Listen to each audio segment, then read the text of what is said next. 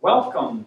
We are going to make burgers this morning, and it is red oat burgers or red bell pepper burgers. I have Anita helping me, and we have the ingredients laid out. The ingredients we have chopped and divided and measured, and so we'll show you how to do this so you get a nice burger that looks like a garden burger, or one that you would buy from the store. These are very good for freezing. This recipe makes about 24 burgers, and so we'll do 3 or 4 recipes and freeze them after baking, and then all we do is just pull them out. We have a big Tupperware where they're just lined up like this, and we just pull them out and throw them in the oven or throw them on a skillet, and we have a burger very quickly. So to start out, we will take the tofu and we need to mash it up. This is drained, well-drained tofu. It's 1 block is 19 ounces. We use organic tofu. It's non-GMO, and so we have 1.5. So that would be 19 ounces times 1.5. I don't know, whatever that equals out to be. And of course, if it doesn't equal to 19 ounces, then you could use whatever would be equivalent. And I hope our bowl is large enough. Then what we will do, we will take and put the oats in and mix that in with it. Now, this is 2 cups of dextrinized rolled oats. Now, when I say dextrinized, most people don't know what we're talking about. The oats, it is a grain. It is still a whole grain. It's not into flour. And the grains have something in it called starches that, if they're not cooked well, they will cause scars on the lacunae region of the brain, or the frontal lobe. They call it lacunae scars. And they cause TIAs or mini strokes. So dextrinizing them allows you to use them and not have to bake for a long time. Because we're only baking this for 20 minutes. 20 minutes on one side and 20 minutes on the other side. It needs about 3 hours, 2.5, 3 hours of baking to change the starches so that they do not cause those scars. So when we dextrinize, what we do is we take the oats and we'll pour it on a couple cookie sheets and put them in the oven at 200, 190, 200 for 2 hours, and just let them cool off in the oven.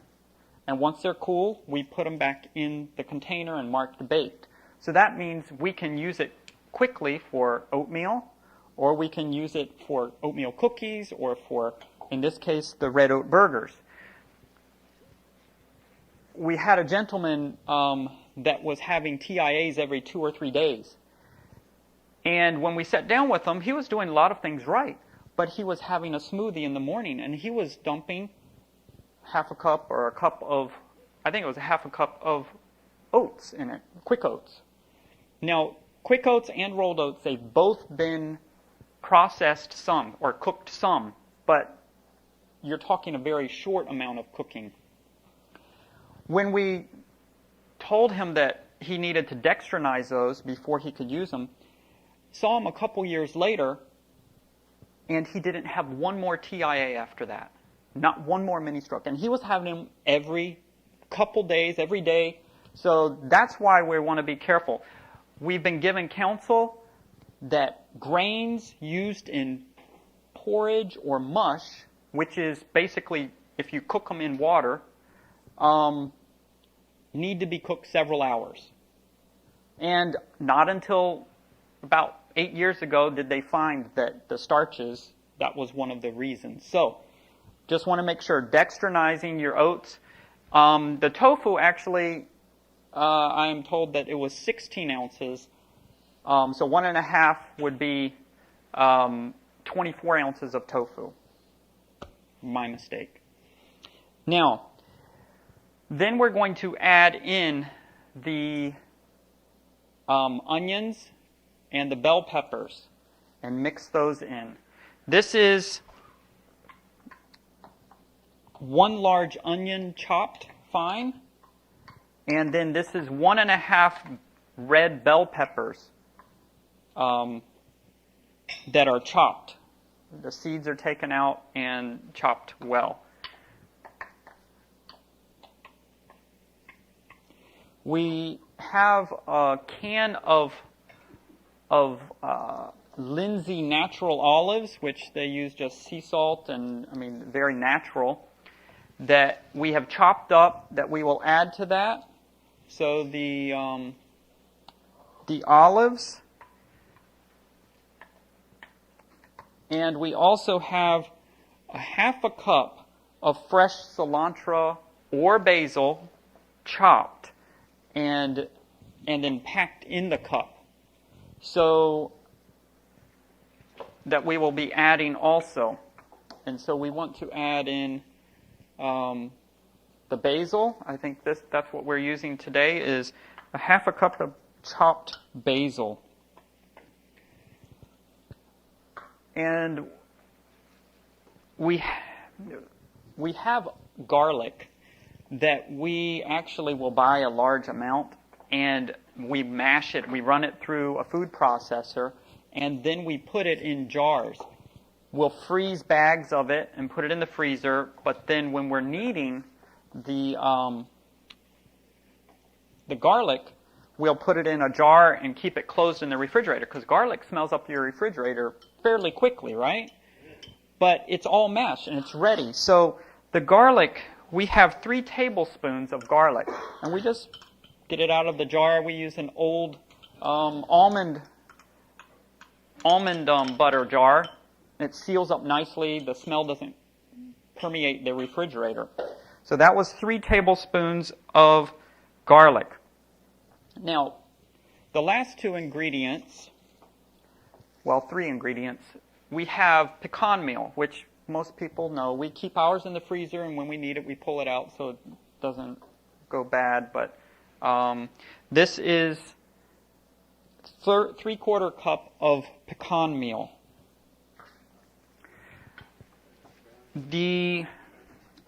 There's 2 things that are a little, I guess, more difficult to find, but it is sesame seeds. And what we do is we toast them on a skillet over medium heat, and we just keep toasting, for about 20 minutes. And it'll make a little noise, sort of popping noise, but you toast the sesame seeds. And we'll keep that in a jar in the refrigerator. We use a coffee grinder that we use for our flaxseed, and we will take some of that and grind up in that to make a meal. And the recipe calls for 4 tablespoons of roasted ground sesame seeds, and then 2 tablespoons of just roasted sesame seeds without being ground up. And so she will add that in, and it looks like we will need another bowl, because once she gets these things in, she needs to mix them pretty well. Does it matter if you have golden or red flax seeds? This is not flaxseed. These are sesame seeds. Sesame seeds? Oh, I'm sorry. Yes.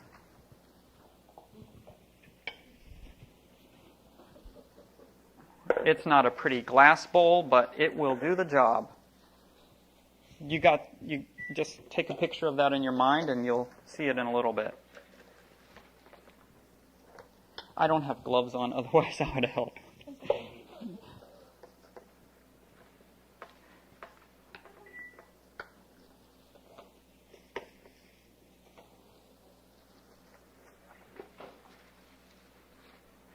The last ingredient that we have is salt, and we will use 1.5 teaspoons of salt.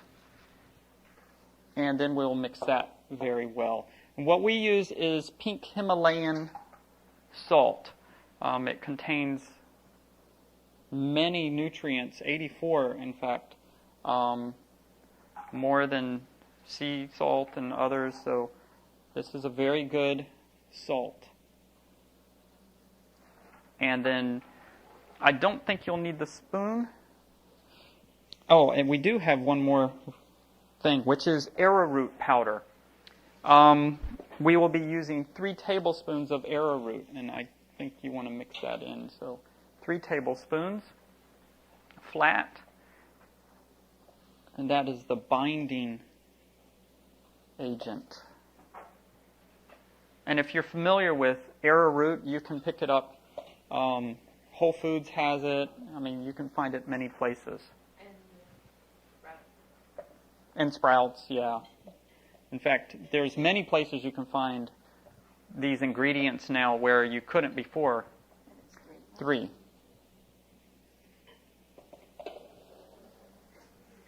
And probably using your hands will work in a minute or so. Then you'll get to see how to make the burgers look all nice, which is something you think would take a while, but once you get a hang of this, I mean, you can whip out 60 burgers in 15 minutes. I mean, it works very well. Any questions on this so far? We have a mic, and you have to turn the mic on, but Himalayan salt. Do you like it better than the Celtic sea salt? yes. They're actually the same as far as the number of nutrients. Yeah. I like the Himalayan because it is not has not been touched by human hands, so to speak. And as you know, our oceans are not the most the best right now. So now, what she has here, she has a wide mouth lid and ring inside of a thin plastic bag that is zip tied. And what she'll do, she takes some of this and just smushes it in there.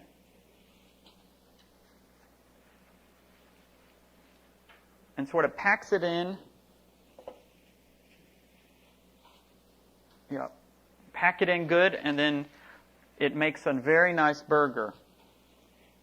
And then she just flips it, and it comes out perfectly. So, you know, this works for any type of burgers that you would be making. And then after this, you would be taking, baking them at 350 for 25 minutes, then turning over and baking for 15 to 20 more minutes. 15 to 25 more minutes. And so this is the burger after they are baked. You can see they're formed well. Now, the more you mash these together, or the more that you have mashed your tofu and everything, they will be more dense or they'll be a little more loose. So it depends on what you want. If you like a tight burger, then you might want to mash the tofu up well so that it's dispersed more. Or if you like the chunks of tofu, then you can not mash quite as much. So, any questions? And that is the red oat burgers.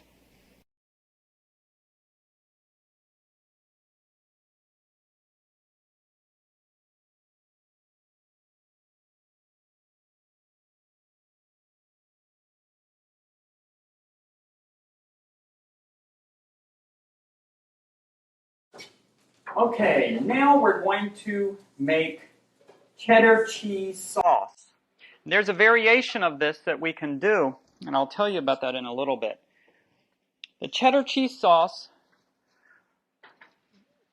we have blanched raw almonds and raw cashews. The reason we do that is to not only get the peels off the almonds, but when you use just raw almonds, it has a strange taste, a smell.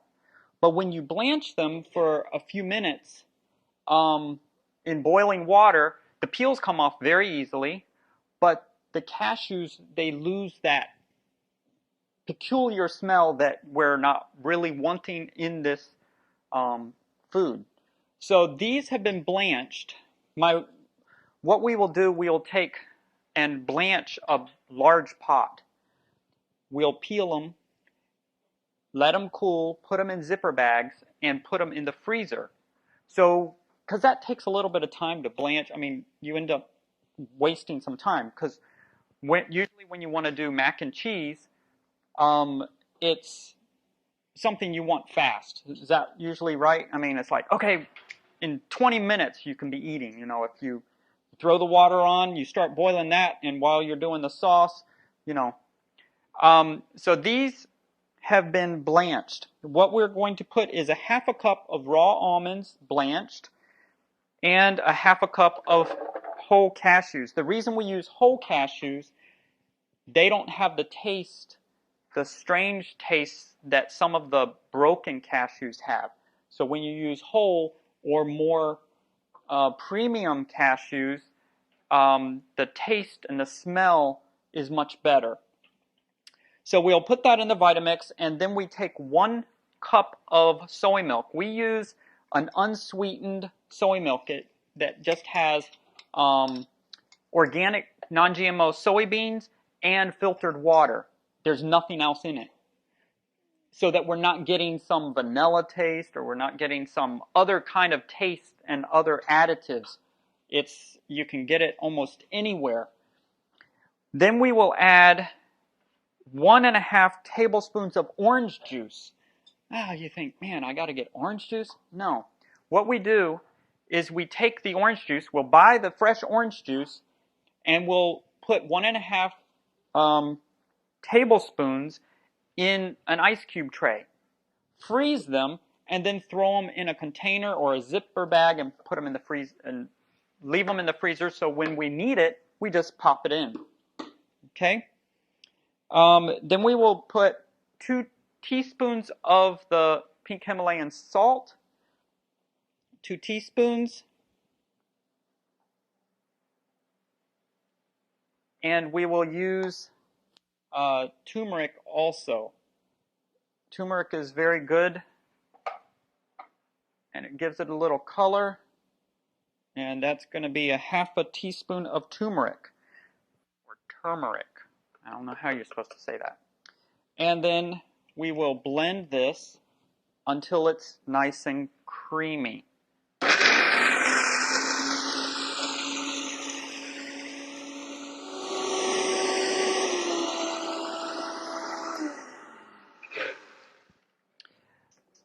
And then we will add the remaining ingredients. If you don't have a very good mixer, the taste won't be the same because you can't get the cashews and the almonds blended very well. So what she just added was another cup of the soy milk, and this is 1/4 cup of coconut milk. Now we use the light coconut milk. It's usually from the second press, so there's less fat. There's different places you can get that, Sprouts, Trader Joe's. We will add 2 tablespoons of lemon juice, fresh lemon juice. Or you can get lemon juice that is not from concentrate. You can find that usually in the health food section. And what we have left is 3 tablespoons of tomato paste. 3 tablespoons of tomato paste.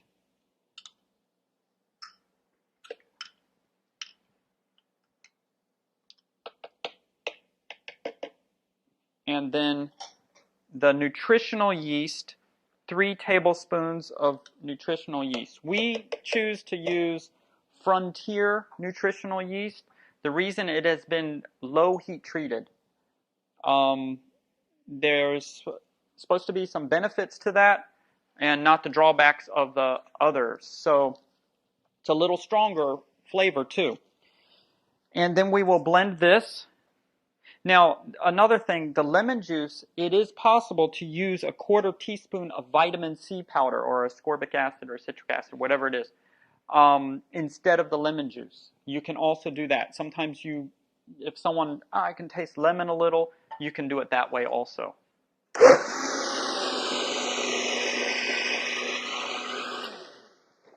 Usually we try to get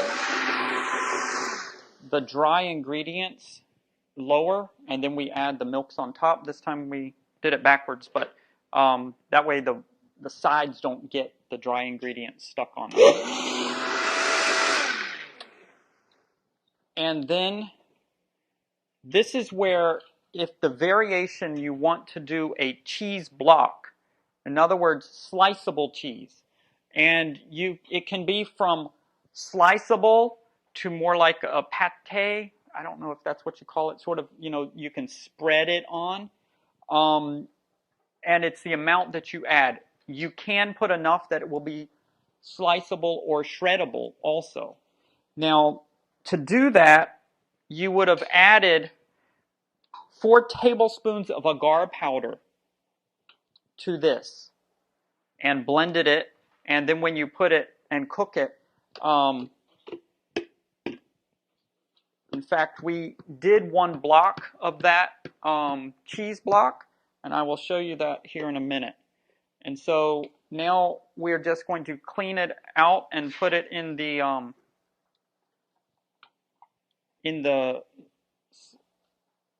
pot. When you cook this, you got to bring it to a boil. If you do not stir it, I have done this many times. My wife does it much better than I do. You would think just stirring it would work. You got to make sure you scrape the bottom, and it's got to be fairly fast. And you want to do it on medium heat until it starts to bubble. Then pull it off the heat. If it starts to burn, dump it to another pot quickly. After you bring it to a boil or, bubbling, that's when you would take the cheese block, which I'll show you here in a minute, and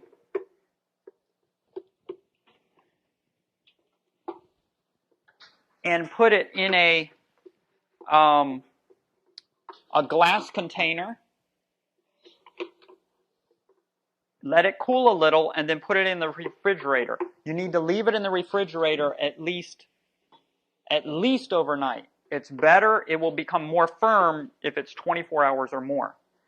And then you have your sliceable cheese. Now this one we did last night, and it's set up quite a bit, but tomorrow it will even be set up more. And then we just turn it over, and it plops right out, and you have a nice cheese block. Any questions on that? No questions? A lot of the cheese sauce recipes, they call for pimentos, but it puts a peculiar taste to it. And so that's where this recipe is different. It has a cheddar taste to it. Yes, of course, if you've been on cheddar and you've been eating it, but this is a good substitute. You'll notice the taste is different than most of the cheeses that you will get in other recipes. So then after you heat it up on the stove and bring it to the boil, right then, if you have your noodles finished, which we like to use the brown rice noodles because they are very similar to white noodles as far as texture or taste and things.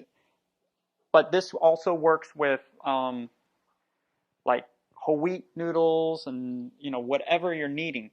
For a variation of this is something, if people, it's not quite cheese, but if you take and you make a spaghetti sauce and you mix this half and half and put it over your noodles, it covers the taste enough of, because it's not real, that you'll be surprised at what the people, they think it's real. So we've done cooking schools where, man, I can't believe that's not real. We had a lady, she took a tray home and had it in her kitchen, and she was gone, and she came back, and there's her daughter just, man, this is good. Mm-hmm. And she wouldn't believe that it was vegan. She wouldn't believe, she thought it was real cheese. So that is your cheddar cheese sauce and block.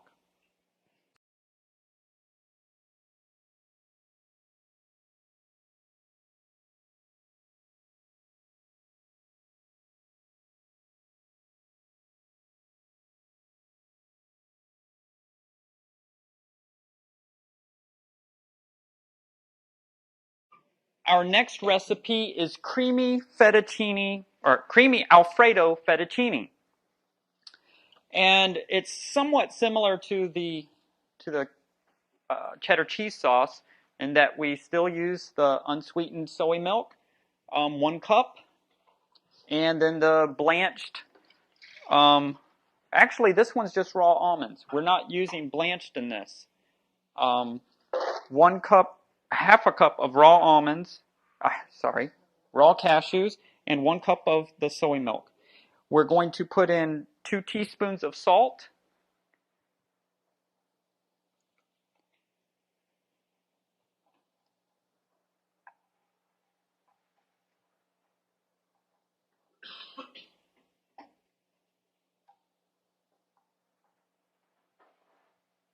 and then 2 tablespoons of onion flakes, which are measured out.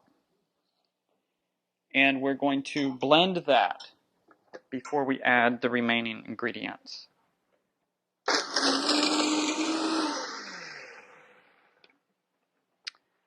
Then we will add 1/4 cup of coconut milk. Well, actually, let's put the dry ingredient first and try to get it in the center. And this is half a teaspoon of garlic powder and 3 tablespoons of nutritional yeast. Then we'll take 1 teaspoon of the mung bean powder.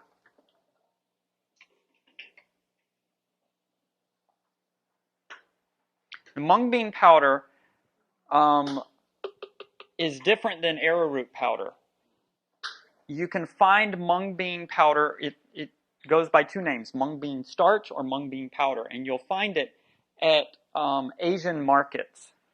You'll have to go and look for the starch section or the flour section, and you will find it. It gives a different texture than arrowroot or agar or many of the other things. So this makes the creaminess much closer to what you're looking for.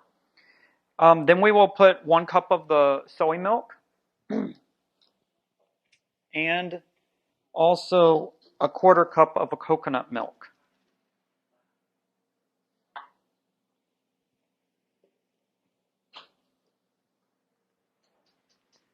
And blend it again.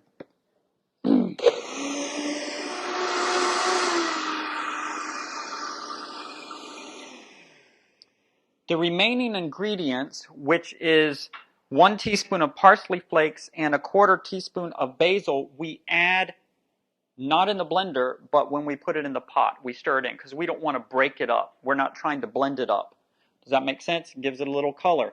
So this we will pour in a pot, and what you want to do is bring it to a boil, also stirring well, and it will be on medium as you stir it, and once it starts boiling, reduce it to low heat for 2 to 3 minutes. And then this would be served with any whole grain noodle, the same as the other. Any questions? The last 2 ingredients are parsley flakes, 1 teaspoon, and 1/4 teaspoon of basil.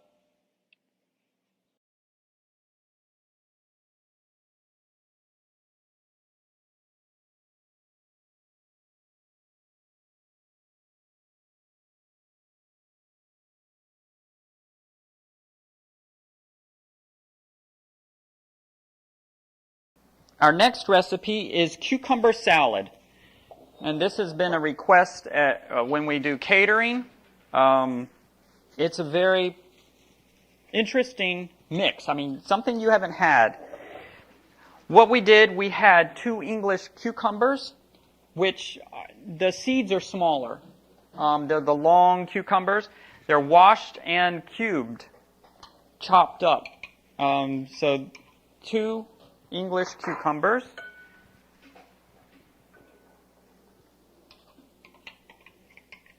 And then we have 1 apple, which it's organic, so we didn't peel it.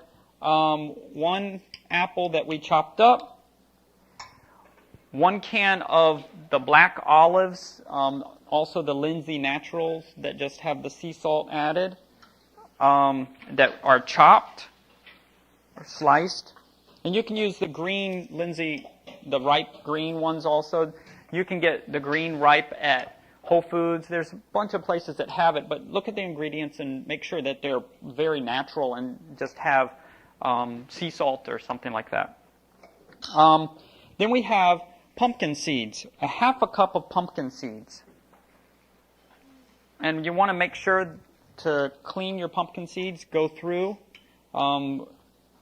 Inevitably, we will find every time we get bulk pumpkin seeds or in the bag or whatever, there are artifacts that you want to get rid of. And then 3/4 cup of whole raw cashews.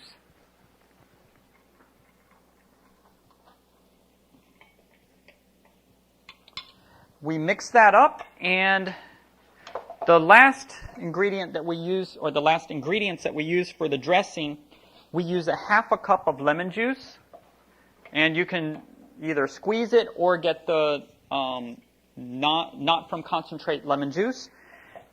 1 to 2 tablespoons of maple syrup, and then salt to taste. And I don't know how much salt was added. I think it was about a teaspoon. Half a teaspoon. And we pour that over. Now you can prepare this before and then put the dressing on right when you're ready. Because what starts to happen, the salt and the lemon and the maple syrup starts pulling the juice out of the fruits. Yeah, this is a fruit salad. I mean, there's no veggies in here. It's all fruit. Well, and a couple other things. And so we pour it on right before we eat. 30 minutes before it would still be fine. You don't want to pour it too soon. Does that make sense? Any questions on this? Very quick and easy, and very healthful.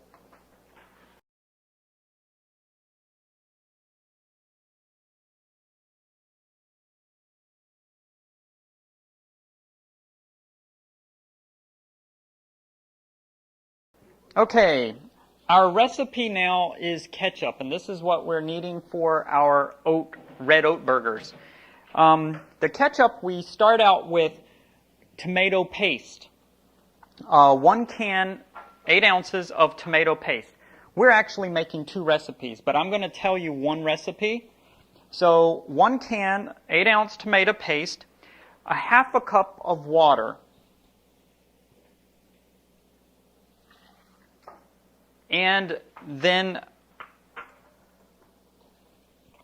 3 to 4 tablespoons of maple syrup. Someone might want to lick out the bowl. My kids usually want that. And then there are 2 ingredients in here. There is a half a teaspoon of vitamin C powder and 1 teaspoon of salt. And then use a whisk. In this case, we're using a fork. And mix it well. And what we do when we mix this, it'll keep in the refrigerator for a week, or we're comfortable for a week. But if you make a lot, you throw little containers in the freezer, And so you just pop it out when you know that you're going to be using it. And they're small, so they thaw fairly quickly. And that's how we keep our ketchup, because what does this not have in it? Vinegar or sugar. It only has a sweetener, a natural sweetener. So this is very easy to make. Usually my daughter ends up making this for us. And you can store it in the freezer, and it stores very well. Any questions on this? Did you put it in the blender? You could put it in a blender. A whisk works very well. We have a small whisk that we use just for this. We forgot that today. When you say vitamin C powder, are you talking about ascorbic acid Yes. or Yeah. Yeah. Vitamin C powder. And you can use lemon juice. And what you would do is use 3 tablespoons of lemon juice plus a 1/4 teaspoon of vitamin C powder. But we prefer the taste of the vitamin C powder versus the lemony taste. So it's a, everybody's tongue is a little different, the taste buds. So you might prefer the lemony style. Any other questions?